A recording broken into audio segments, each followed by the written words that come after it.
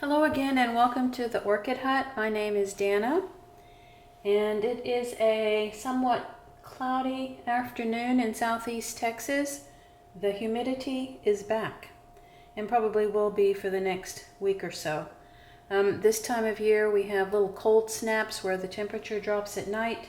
It doesn't last very long and then we're back to our sultry, humid, a bit too warm weather. And that's where we are today. So I've decided this afternoon to repot the two small Phalaenopsis plants that I purchased at my Houston nursery shopping spree a few Saturdays ago. If you remember from that video, they were planted in those horrible flimsy plastic pots with tons of sphagnum moss, and I just hate having Phalaenopsis potted that way. So I wanted to get them out as soon as possible and get them in some fresh media and fresh pots so that they may have a chance to bloom again in the spring. But as you can see in front of the camera, I've already done some of the work. I've cut away the flimsy plastic pot. I have thrown away the heaps and mounds of sphagnum moss that were on the inside. I've rinsed the roots, and these orchids have been drying for a bit, but you can tell their roots are still very green. I am going to pot these today, but you know, you've seen me repot Phalaenopsis before. So what I intend to do is just kind of have a talk about other orchid things while I'm doing this, and I'll explain a little bit as I go, but it's not really meant to be a tutorial for repotting Phalaenopsis. Okay, so we'll get started with the work, and then what I want to do is present you guys with a few orchid related questions as the viewers of this channel, because if I learn just a tiny bit more about you, it will allow me to tailor the channel to what you're most interested in and how I can best help you from, you know, my position in the world here. So let's get started on this, and then we'll get to the viewer questions. Okay, so I just want to make a real quick comparison on these two. This one had a much better root system down in the sphagnum moss, I'm guessing because it was not in there as long. This one pretty much had lost all of its central root system. It was making a lot of aerial roots to compensate for the poor potting that it was in. And you know, there's a lot more trim work to do on this one, and when I repot it, I will try to be getting some of those air roots closer to the media. So this one's more of a challenge. It was probably in that sphagnum moss a bit longer than the first one. Okay, so let's get started trimming this up. And we're going to talk about my first question for you guys. My first question is, like, where are you in the world? I've shared that I'm in southeast Texas, so that gives you a general locale. So I would kind of like to know where my viewers are from. If you would like to express that in northern hemisphere versus southern, lines of latitude and longitude, growing zones. So however you would like to express where you're located in the world and what your climate is like for growing orchids, that will, you know, kind of help me out a little bit, because then I will know if your climate and your environment is similar to mine and in what ways, or if it's drastically different.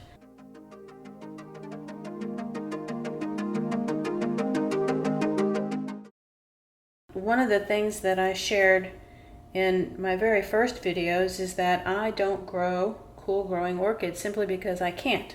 I would have to have a refrigerator with a growing light inside of it probably to accomplish that and be successful. So all of my orchids are either something that can tolerate an intermediate type temperature, or they can tolerate a warm outdoor type temperature, and I can bring them in the winter when it gets too cool. Okay, so if you would share that with me, I would be appreciative of that, and it will help me know what to talk about in my upcoming videos. Okay, so let's, this is looking pretty good. So I think I'll go ahead and I'll spray these roots now with a little bit of hydrogen peroxide, just for good measure. And you can see in the bottom of the pot, I already have my cork bark chips.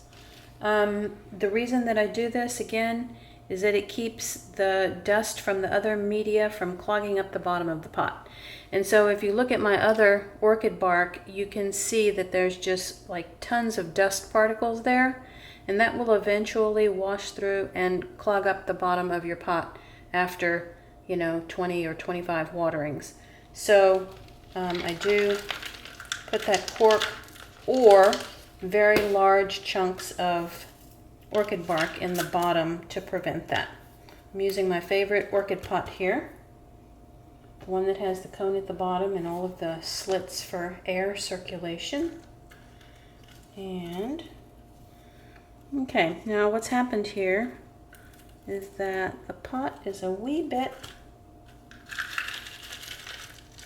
short, so now I'm going to be messing up the whole thing. Sometimes this happens. And I had a little bit too much media in that pot to begin with, so the orchid was sitting too high.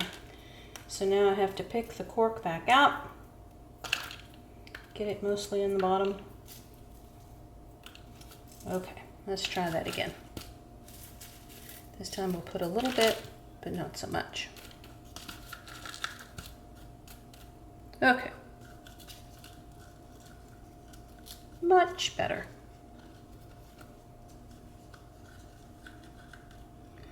Okay, now this little orchid didn't have very many aerial roots, so it's going to be happy having its roots in something that's not sphagnum moss.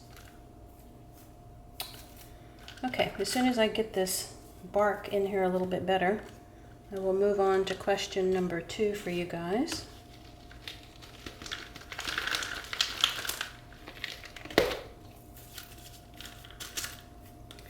This pot is going to get a good tap in just a little bit to settle that media down towards the bottom.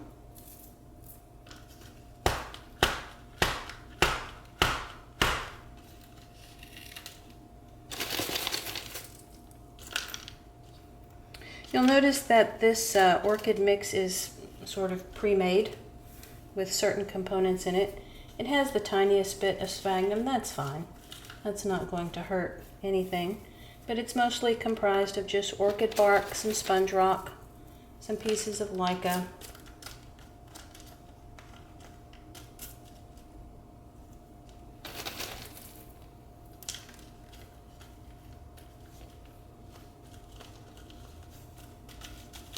Okay, another good tap. And I prefer tapping it to pressing down on the bark. Sometimes the pressing down on the bark makes too many of the air spaces go away, makes it too compact. So tapping it gets it down in there, but doesn't compress it unnecessarily.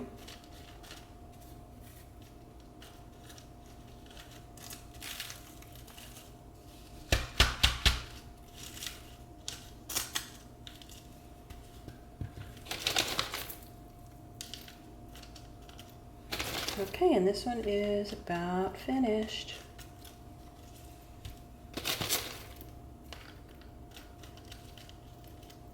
And that should do it.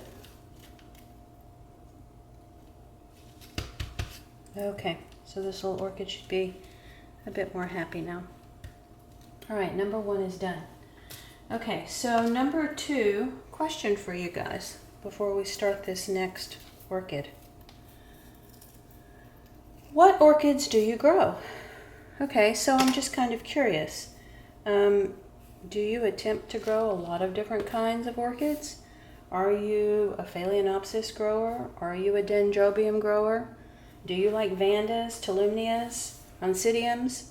What types do you grow? And then, which ones do you feel like you're truly successful at growing? And which ones do you maybe feel like you're still learning, or you just recognize that you're really struggling with growing that type of orchid?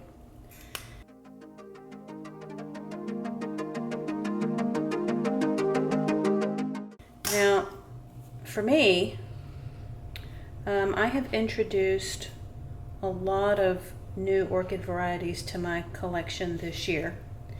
And in all honesty, I probably expanded a little too quickly. And the reason that I say that is because I've been finding myself having to learn about too many different kinds of orchids at once. And it was kind of like I hadn't really perfected my growing. So for me, I knew I have maybe expanded a little too much, a little too fast. But it's all going okay. I mean, I'm managing it, but you know, I would say that my Vandas are still challenging me a bit, because the ones that I had initially, I tried to grow them in pots and that was just a really bad idea. And then the one had the crown rot and I had to move them again to baskets, and so the root systems on my Vandas are not great, but I'm hoping that improves next year. I mean, it was all a learning experience. It was good, but you know, at the same time it was kind of like having to deal with a lot. And then, you know, the other thing is that, you know, orchids aren't cheap. When you spend $35, $40 for an orchid, you kind of need to be committed to doing the best you can for it. This, you know, this orchid right here is funny because it's got like some dead stuff closer to the center of the plant, even though then the tip of the growing root was still green, but I'm going to cut that off because it just looks bad. Okay, now some of these roots in the center are yellow because they had no light whatsoever, but they are still firm, so I'm not going to cut them off. I do believe this orchid was trying its best to do aerial roots because the roots in the media were not in great shape. Okay, so just a tiny bit here. Don't want to overdo it because I am gonna, I think, have to use a twist method to get some of these aerial roots down in the pot. Okay, so what is good about these aerial roots is that they're branching. So they are putting on, you know, little new growths, and if I can get that closer to the media, they should take hold and do okay. So I'm going to try to pull these down as best I can.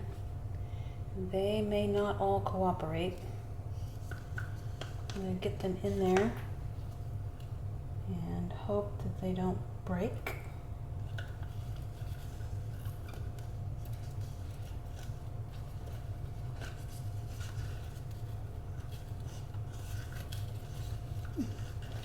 That worked out better than I thought. Okay, so I'm going to start putting some media in, and then I may pull the plant up a little bit because it's looking a little bit low.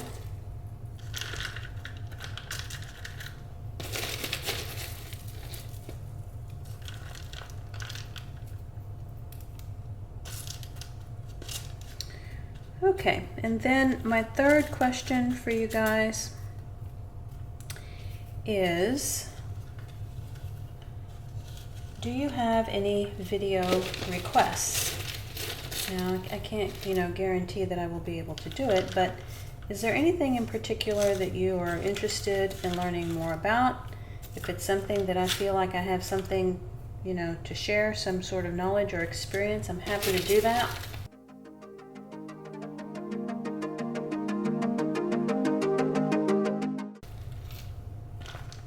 I did have a viewer the other day requesting a video on different types of media.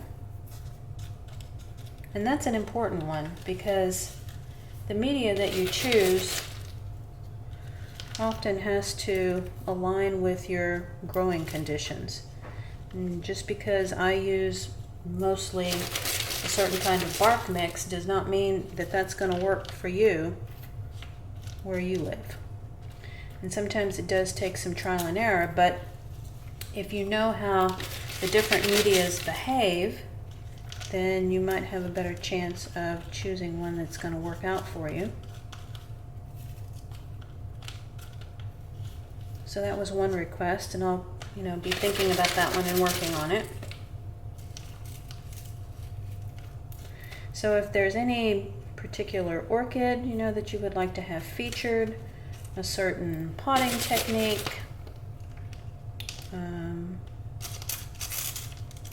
one of the things I am going to be doing in some videos that are not too far around the corner is I will be doing some videos on dendrobiums that need a winter rest. I think personally I missed the boat on the winter rest for some of my orchids last year, and I do feel like it caused them to produce keikis instead of blooms. So I'm going to be trying to do better on that for myself, and I'll share that with you as I go.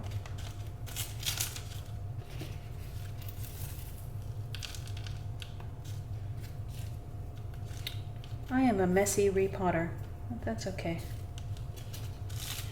You probably shouldn't be growing orchids if you're afraid of a little bit of a mess.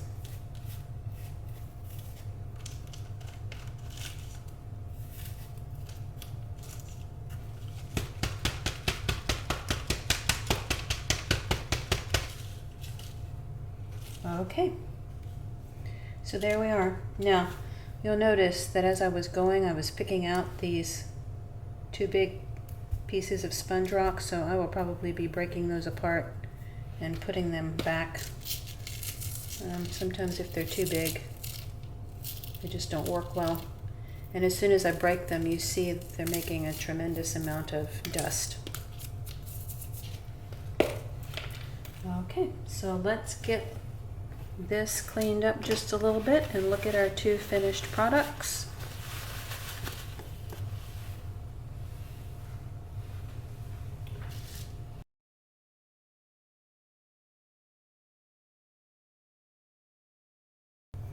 I think they turned out pretty well, and they will be happy in their new home. So thanks for watching. If you would be so kind as to respond to some of those questions in the comments below, I would be very much appreciative. Thanks for watching. Hit that like button and subscribe with the button in the bottom right hand corner of the screen. Talk to you next time.